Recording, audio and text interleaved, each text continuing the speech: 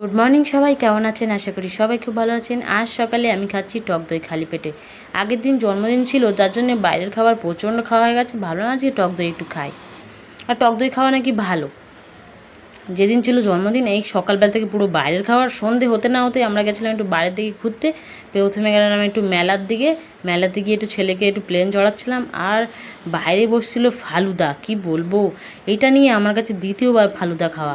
আর আমি কোনো দিন নাম শুনিনি আর জানতামও না। বাবার বাড়িতে এইসব পাওয়া যায় না, ওখানে গ্রামের দিক, যার জন্য পাওয়া যায় না এসব জিনিস।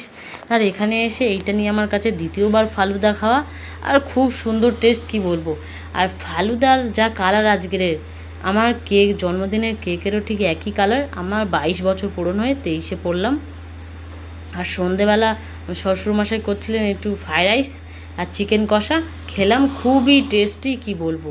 আহা হা, আপনারা যদি খেতে চান তাহলে তাড়াতাড়ি চলে আসুন, এখনও শেষ হয়নি।